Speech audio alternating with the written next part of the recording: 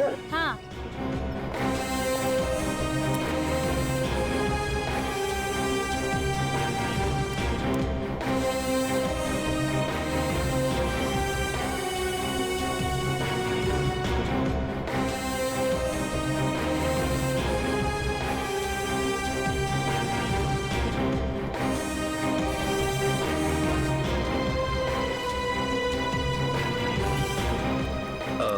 आपने इसे कहीं देखा है?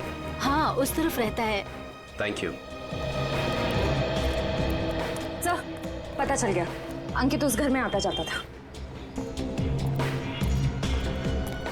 Sir sir sir sir sir, बहुत मुश्किल हुई सर, लेकिन मैंने पता कर लिया है, अंकित इसी घर में आता जाता था, ये घर में। पंकज, हम सबको पता है। अब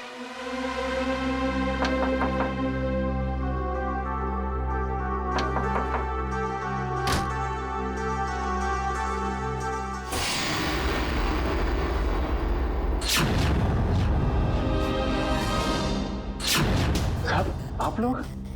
हाँ, हम लोग। सर, यहाँ? हमें एक बॉडीगार्ड की जरूरत थी, तो सोचा क्यों ना तुमसे मिल लिया जाए। क्या मजाक करते हैं साहब?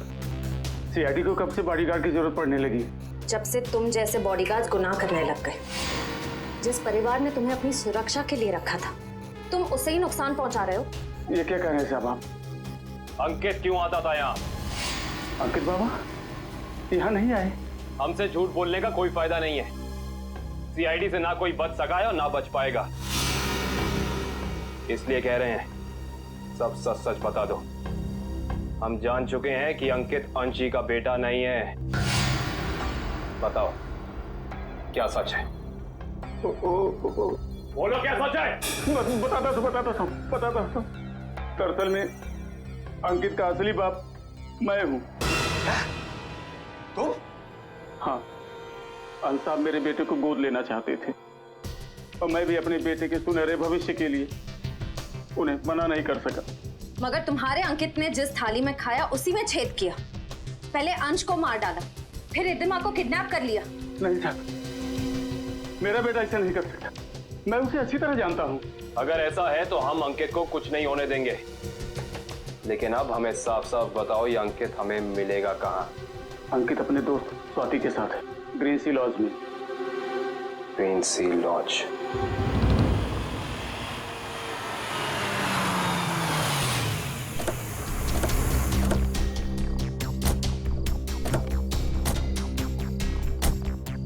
सर, ये अंकित की गाड़ी है। अंदर चल के चेक करते हैं।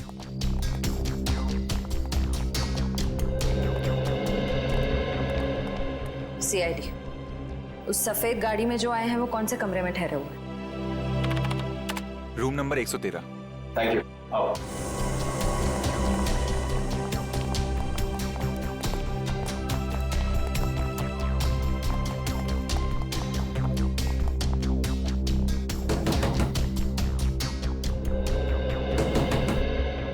कौन है?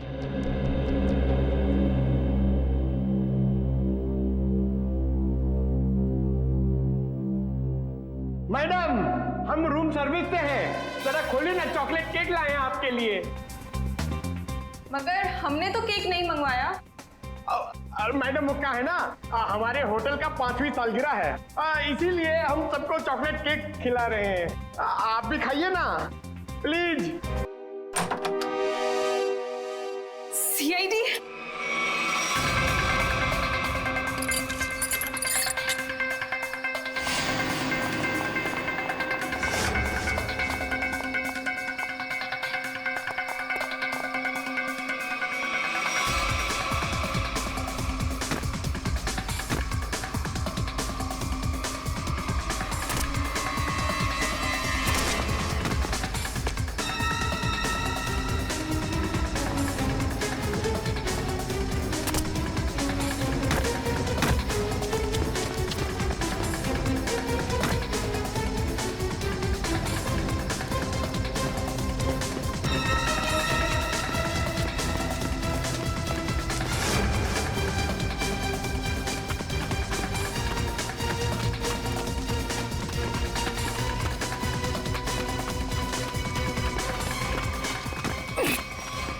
प्लीज मुझे छोड़ दो, प्लीज। तुम वही हॉस्पिटल वाली लड़की हो। प्लीज मुझे जाने दो, मैंने कुछ नहीं किया। सीआईडी की आदत नहीं है मुजरिमों को जाने देने की।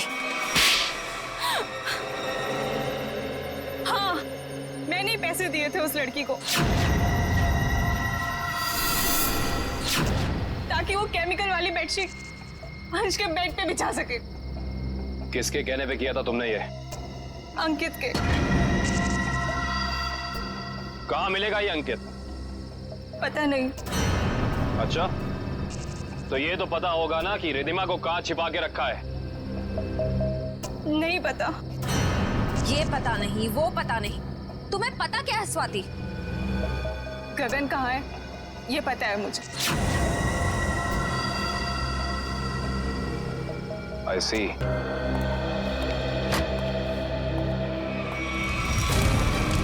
ये क्या? आग! रघु, मंगेश, जल्दी आओ! यहाँ पे आग लगी है, पैसेंजर आए, जल्दी आओ! फायर एक्सटिंग्विशर लेके आओ, जल्दी करो! जल्दी लेके आओ! जल्दी, जल्दी! जल्दी करो, जल्दी!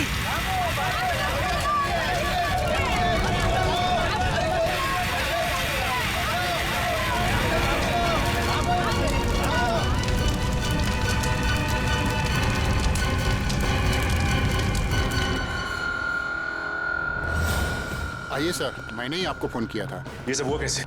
समझ में नहीं आ रहा सर। देखते ही देखते पेशेंट को कैसे आग लग गई। प्लीज हटिए आप लोग।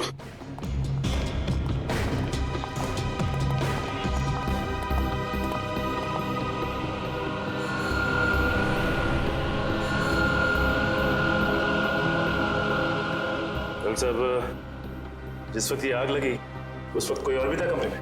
नहीं सर, कोई नहीं था। मिस्टर अंश के बॉडीगार्ड बाहर ही पहरा दे रहे थे। हाँ सर, अरे इनके आने से पहले साहब अच्छी खासी लेटे हुए थे, लेकिन जैसे उन्होंने दरवाजा खोला अचानक आग लग गई। ऐसा कैसे हो सकता है? जब कमरे में कोई था ही नहीं तो फिर आग किसने लगाई? अपने आप लग गई आग? है? ये शॉर्ट सर्किट का चक्कर भी नहीं लगता, लेकिन ये आग जैसी भी लगी हो, हम इसका पता कर कर ही रहेंगे। अंश, अंश,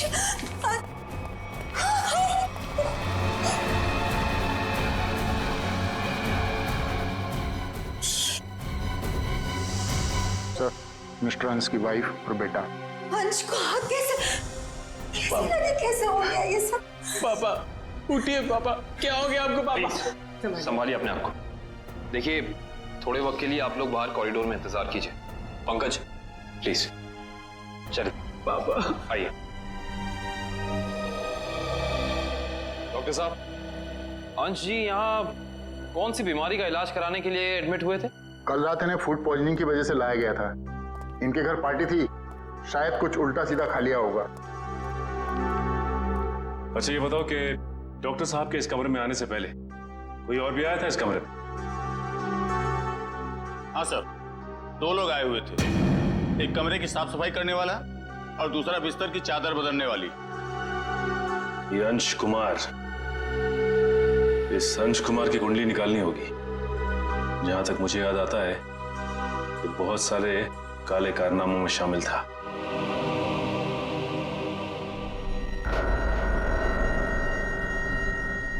पंकज, रिधिमा और अंकित को घर भेज दिया? हाँ सर, बहुत रो रहे थे बेचारे।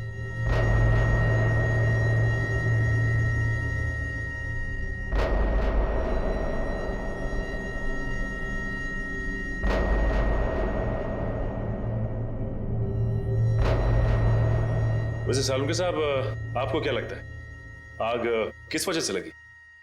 मेरी बात छोड़ो सचिन, तुम बताओ, तुम लोगों को क्या लगता है भाई? सालुंके साहब, अगर हमें पता होता तो हम आपको क्यों बुलाते? देखा तारिका, इन लोगों ने तो हाथ खड़े कर दिए। अरे प्रद्युमन तो कहता था तुम लोग सुपर कॉप हो यार। सर, हम तो सिर्फ तहकीकात कर सकते हैं, अंदाजा लगा सकते हैं, लेकिन इस साइंस के मास्टर तो आप ही हैं ना। तो ठीक है, अंदाजा क्या लगाते हो वो अंदाजा ही बता दो यार। सर, हमें ऐसा लगता है कि ये चिंगारी लगाने वाला कोई इंसान नहीं, बल्कि कोई वस्तु, कोई चीज है। हो सकता है, देखते हैं।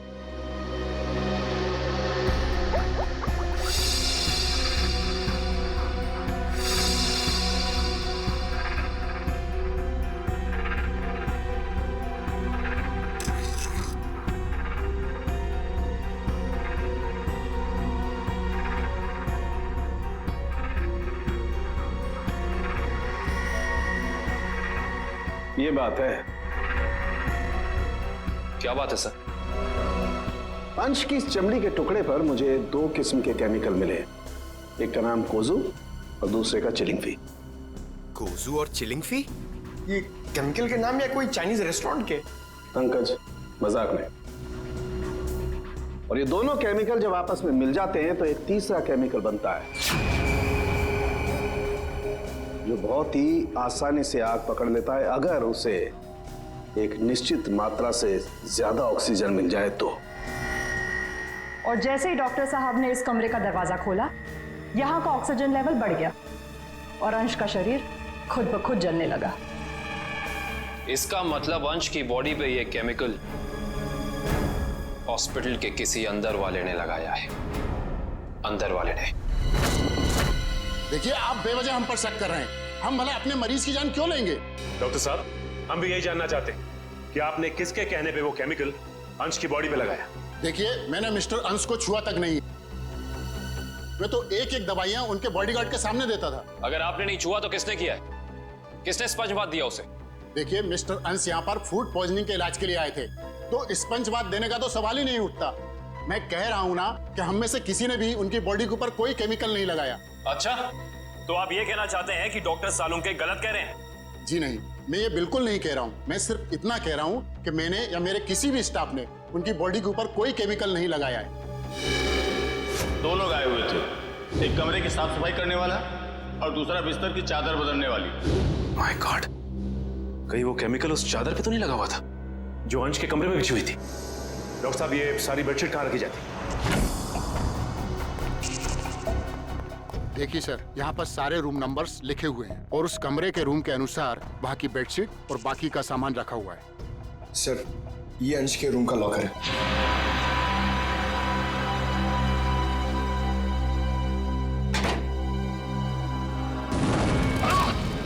देखो ना तुम, बाहर जाओ, फिर भी पकड़े। फायर कीजिए सर, जल्दी। फास्ट।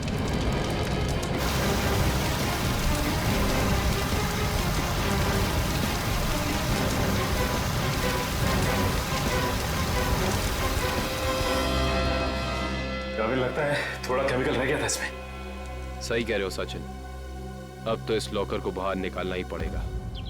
आप लोग भी थोड़ा पीछे रहिए।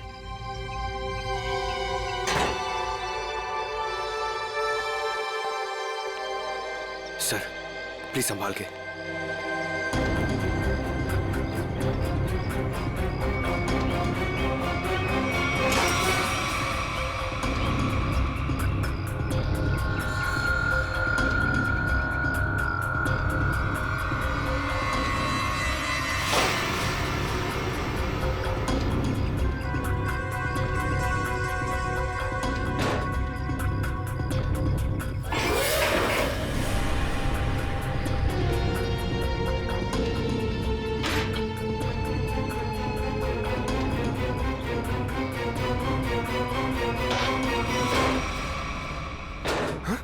सर, ये क्या?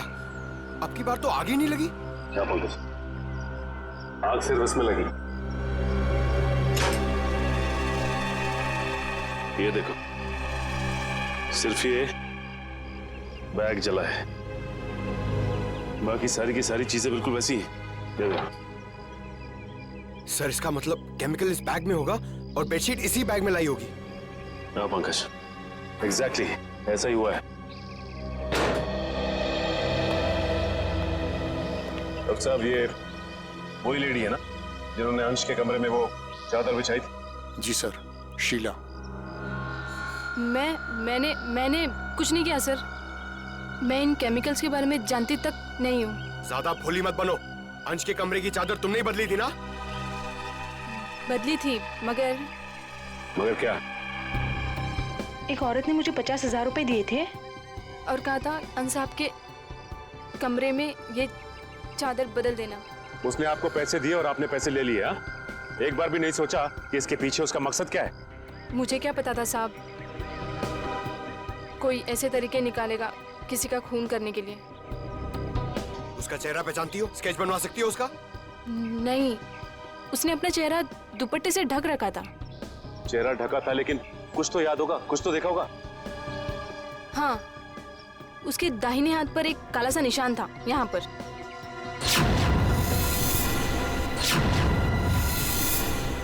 ठीक है, आप लोग जा सकते हैं। जी सर।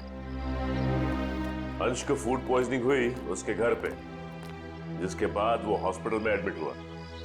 और कमाल की बात है कि हॉस्पिटल में आने के बाद वो जल के मर गया। कुछ तो गड़बड़ है।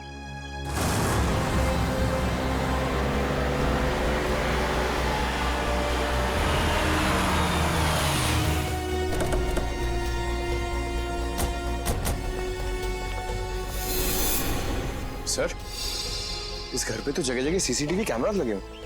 और इतने सारे बॉडीगार्ड्स। लगता है अंश जानते थे कि उनकी जान को खतरा है। राइट श्रेया, कोई ना कोई बात तो जरूर थी, वरना इतनी ज्यादा सिक्योरिटी कोई मामूली इंसान। नमस्ते, आपसे कुछ सवाल पूछने थे। जी पूछिए। जिस रात अंश जी की तबीयत खराब हुई, उस रात उनका खाना किसने बनाया था? साहब, खाना तो मैंने बनाया था, लेकिन मैंने कुछ नहीं किया। तो फिर सिर्फ अंश की तबीयत क्यों खराब हो और किसी की क्यों नहीं? मुझे मालूम नहीं। अब मालूम शक है, शायद गगन। गगन? अच्छा, ये गगन कौन है? पापा का बिजनेस मैनेजर था। अभी कुछ दिन पहले उसे नौकरी से निकाल दिया था। पार्टी में गगन भी आया था? हाँ, मगर बिन बुलाए। हाँ साहब, गगन हो सकता है।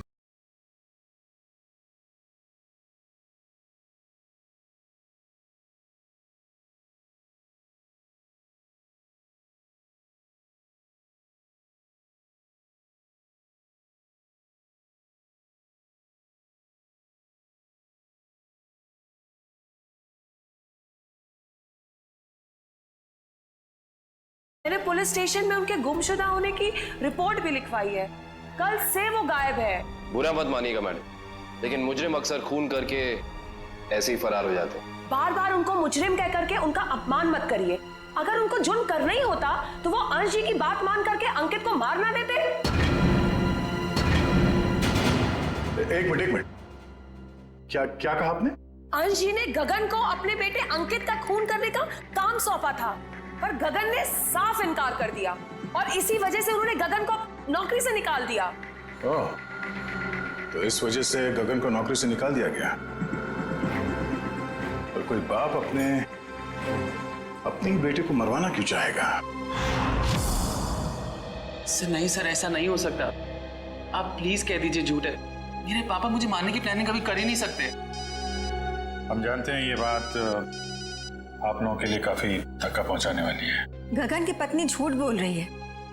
अपने पति को बचाने के लिए कुछ भी मनगढ़ंत कहानी बना रही है वो। अंश जैसा पिता अपने इकलौते बेटे को मारने की कैसे सोच सकता है?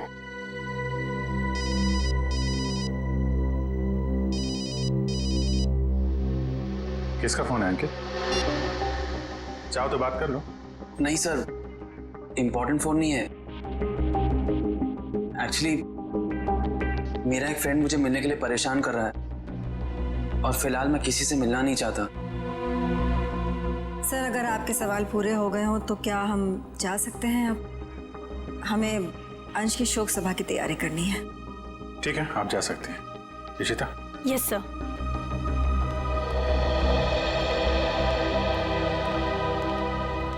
सर, जब अंकित का फोन बज रहा था तब उसका रवैया कुछ अजीब सा नहीं हो गया? लग तो रहा था कुछ छुपा रहा है। नजर रखो इस पे।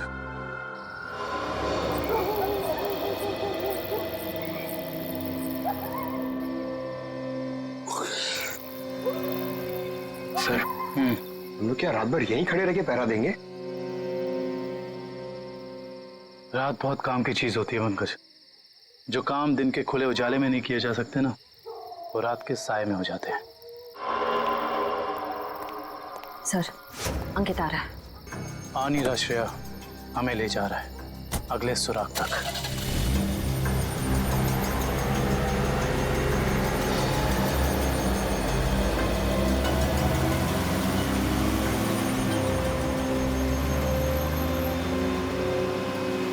Let's go.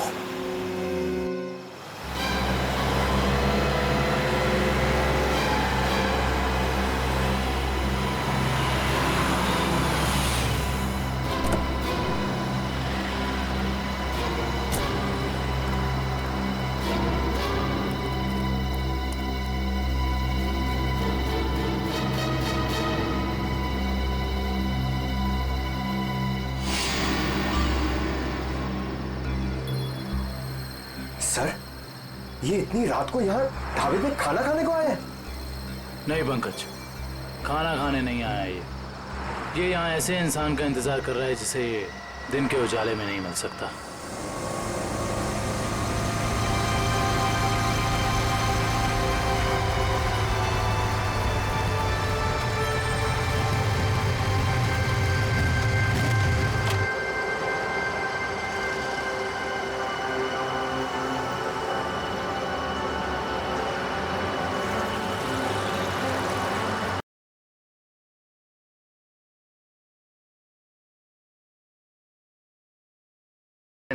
हाँ, वो तो हमने देख ही लिया है।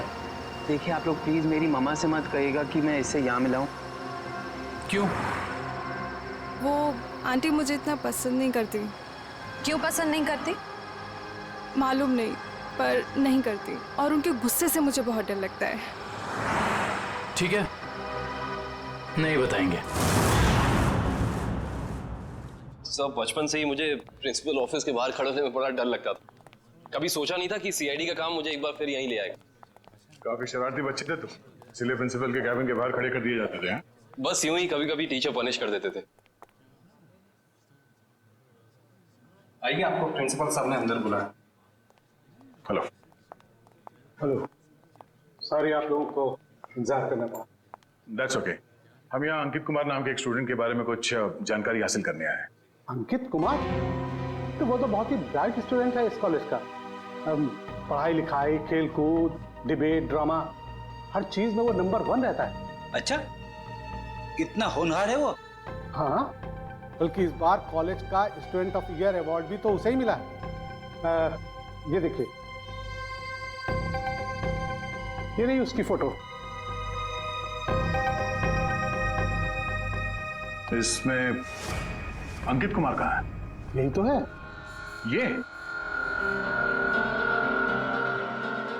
नहीं, आपको कोई गलतफहमी हो रही है। हम लोग अंश कुमार के बेटे अंकित कुमार के बारे में बात कर रहे हैं। हाँ हाँ, यही तो है, अंश कुमार और रिद्धिमा का बेटा। सर,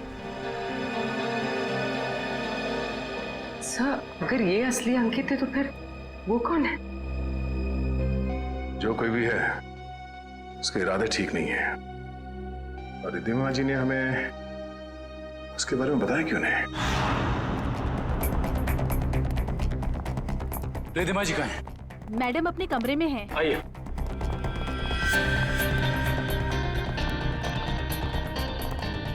मैडम सीआईडी वाले आए हुए हैं। मैडम। रिद्धिमा जी।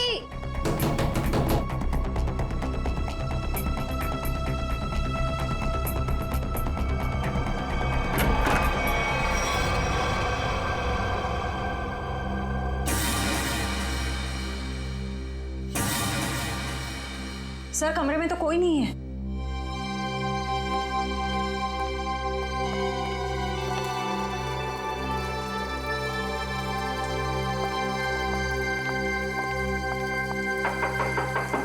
रिद्धिमा जी।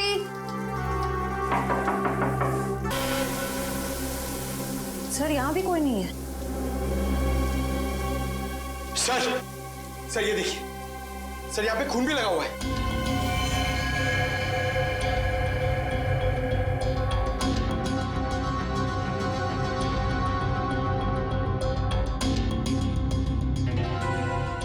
शायद रिद्धिमा जी का किडनैप हो गया है।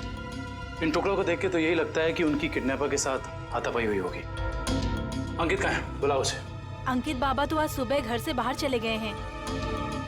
निखिल, अंकित को फोन लगाओ। इस कमरे में इतना कुछ हो गया और किसी को भनक तक नहीं लगी। फायदा क्या घर में इतनी सिक्योरिटी का? अच्छा ये बताओ कि खिड़की के पीछे की तरफ भी कैमरा लगा है ना? जी सर। मुझे उसकी फुटेज देखनी है।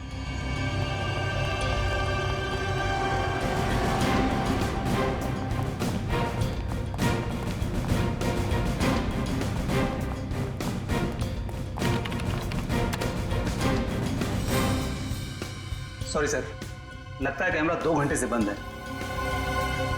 मतलब जरूर तुम में से ही किसी का काम है ये, जिसने गुनाह करने से पहले कैमरा बंद कर दिया। सर हम ऐसा क्यों करेंगे?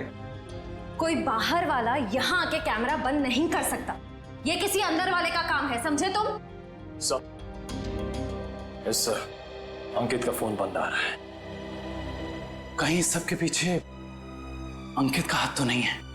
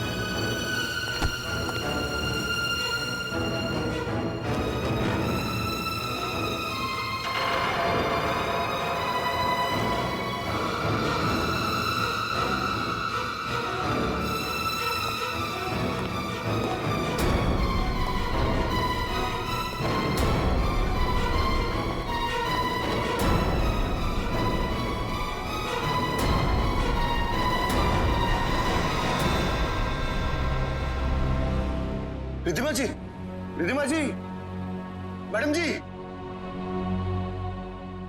रिद्धिमा जी, उठिए मैडम जी, रिद्धिमा जी।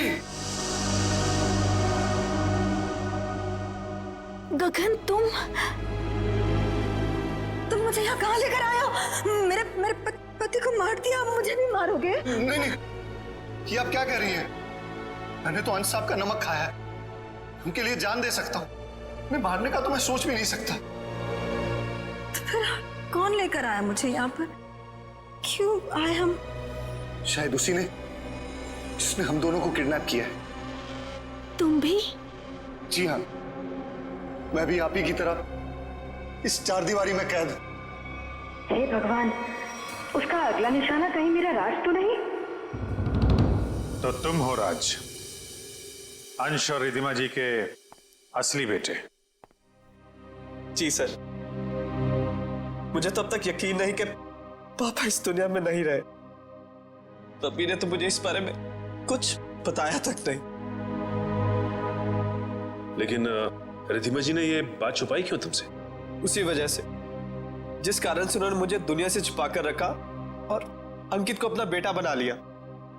लेकिन ऐसी भी क्या वजह थी जिसने एक माँ बाप को अपने बेटे से दूर कर दिया? सर आप तो सीआईडी वाले, आपसे तो कुछ बात छिप नहीं सकती।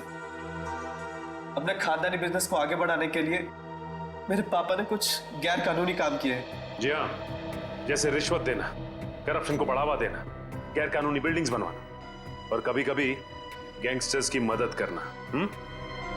सर मुझे ये कहते हुए बहुत शर्मिंदगी है कि मेरे पापा इस देश के अच्छे नागरिक नहीं बन सके और वो बहुत ही अच्छे पिता थे। इन गैंगस्टर से बचाने के लिए उन्होंने मुझे दुनिया से छुपा कर रखा। तो तुम्हारी सुरक्षा के लिए उन्होंने तुम्हें खुद से दूर कर दिया और गोद ले लिया अंकित को, ताकि कभी कोई तुम्हारे परिवार को नुकसान पहुंचाता तो निशाने पे अंकित होता, तुम नहीं। एग्जैक्टली। और जब ये बात अंकित को पता चली, उसका रवैया कुछ उखड़ सा गया। उसने मम्मी पापा की इज्जत करना बंद कर दिया। पिछले कुछ दिनों से तो वो पापा को ब्लैकमेल कर रहा था कि अगर उसे प्रॉपर्टी का आधा हिस्सा नहीं मिला तो ये राज पूरी दुनिया को बता देगा। सर हो सकता है शायद इसी वजह से अंश ने अंकित को मारने के लिए गगन से कहा। हाँ सर, हो सकता है कि गगन की वाइफ सच कह रही हो सकता है। और ये भी हो सकता है कि रिधिमा जी की किडनैपिंग में उनके गोद लिए हुए बेटे अंकित का ही हाथ हो। सर प्लीज मेरी मम्मी को बचा लीजिए। मैं पहले ही अपने पापा को खो चुका हूं, मम्मी को नहीं खोना चाहता। घबराओ मत, कुछ नहीं होने देंगे मेरी रिधिमा जी को। अंकित के पोस्टर पूरे शहर में लग चुके हैं, कोई ना कोई उसे जरूर देख लेगा। हेलो, कहाँ? चिंचोली क्रॉसिंग। आप कौन बोल रहे हैं? हेलो हेलो सर, गुमनाम कॉल आया, कह रहा था कि चिंचोली क्रॉसिंग पे मिलो, कुछ जरूरी बात करनी है। जरूरी बात करनी है? फिर तो मिलना पड़ेगा।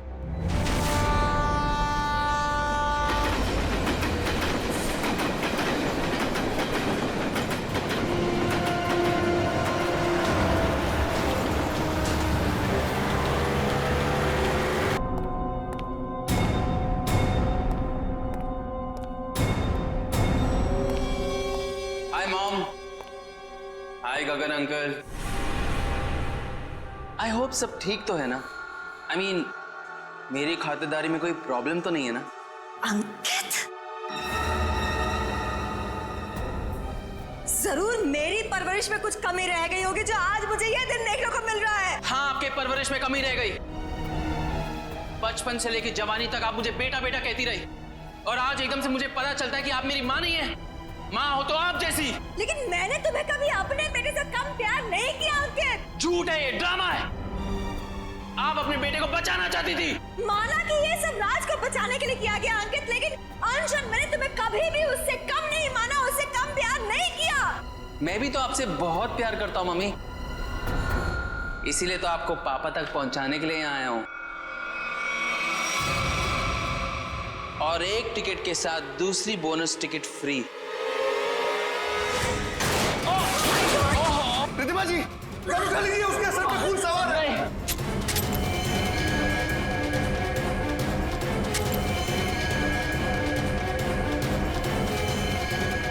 गगन, ये पकड़ो, पकड़ो।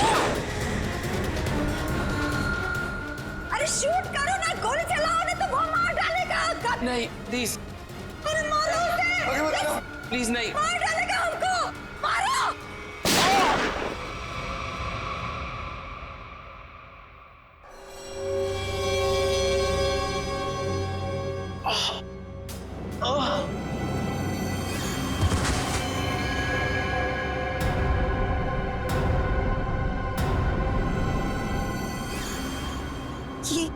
ये क्या क्या क्या तुमने उसे मार डाला? तुम उसके पैर पे फायर कर सकते थे ना, उसे मार डाला तुमने। गगन, व्हाट डिड यू डू?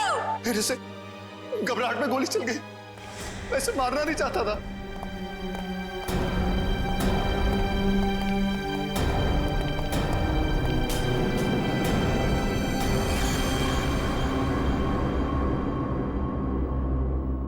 ये तो मर गया। क्या ये सर? हाँ? कैसे हुआ ये? मैं जानबूझ के नहीं मारा सर, मैं सिर्फ अपने आप को बचाना चाहता था। ये गगन सही कह रहा है, अगर हमने अपने बचाव के लिए इसे नहीं मारा होता तो ये हम दोनों को मार देता। हम समझ सकते हैं। शेर, इनके स्टेटमेंट रिकॉर्ड कर लो। आप लोग जाइए प्लीज इनके साथ में। चलिए।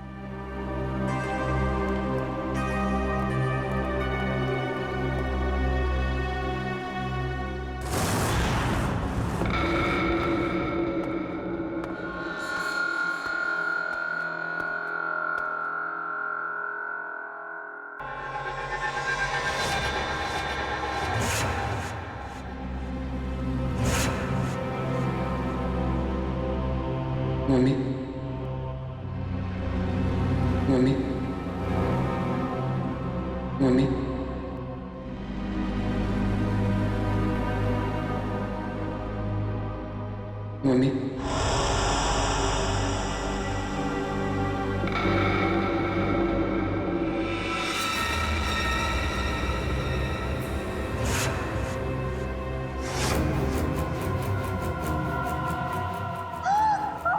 आपने मेरे साथ ऐसा क्यों किया? आपने मेरे साथ ऐसा क्यों किया मम्मी? क्यों मुझे धोखा दिया? क्यों मुझे धोखा क्यों मुझे मार दिया? क्यों मुझे मार दिया? बोलिए मम्मी, जवाब दीजिए। बोलिए मम्मी, जवाब दीजिए। क्यों किया आपने ऐसा मेरे साथ? क्यों किया आपने ऐसा मेरे साथ? क्यों हमने बेटे को मार दी? क्यों हमने बेटे को मार दी? जवाब दीजिए मम्मी, जवाब दीजिए मम्मी। बोलिए आपने ऐसा क्यों किया? बोलिए आपने ऐसा क्यों किया? क्यों मुझे मारा? क्यों मुझे मारा? क्यों मुझे मारा? क्यों क्यों?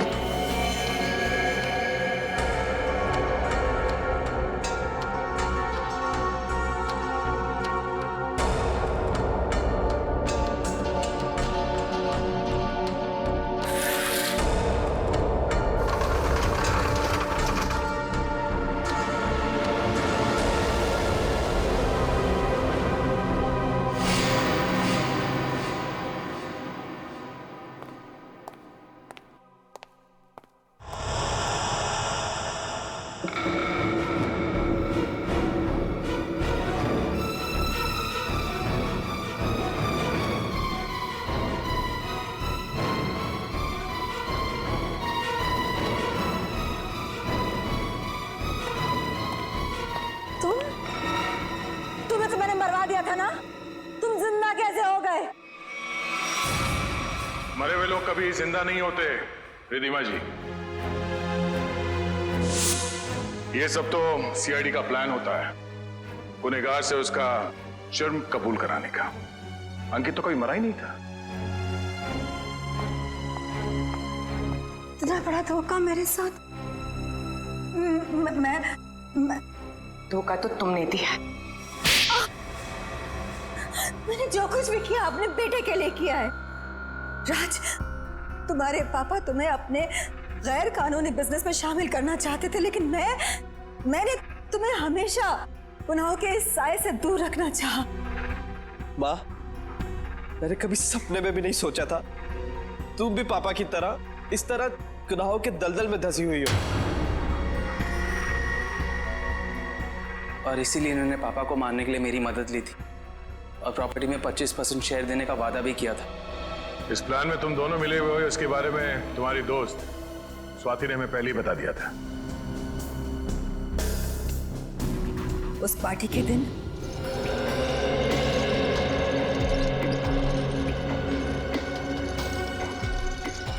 ओह माय गॉड, कितना ऑयली खाना लेकर जा रहे हो साहब के लिए? डॉक्टर ने परहेज के लिए कहा है ना। जाओ सैंडविच और जूस लेकर आओ, जाओ। मगर साहब ने? साहब तुम्हारे बॉस हैं, बट साहब की बॉस मैं हूँ। जाओ। जी मैम।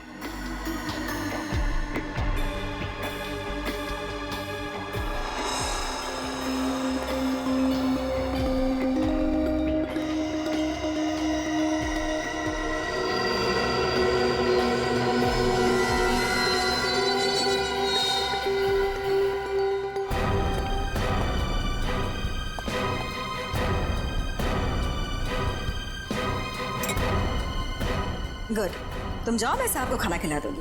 जी मैं कभी सोच भी नहीं सकता था कि आप ऐसा करेंगे।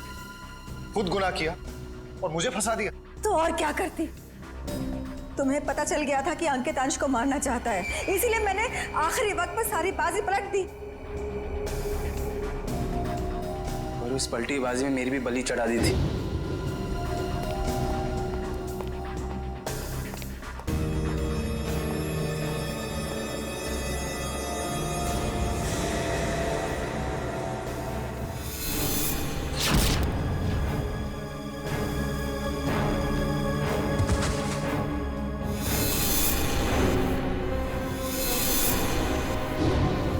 मुझे पता चला कि गगन को तो पूरी सच्चाई पता ही नहीं है। उसे तो यही नहीं पता कि अंश की मौत में मेरा हाथ है, इसलिए मैंने सारा इल्जाम अंकित पर डाल दिया। राज, मैंने ये सब तुम्हारे लिए किया बेटा। गुनाहों पे ममता की चादर ओढ़ देने से तुम्हारे पाप धुल नहीं जाएंगे मैडम। आप दोनों का फैसला अदालत करेगी, या तो फांसी होगी या फिर जिंदगी भर जेल।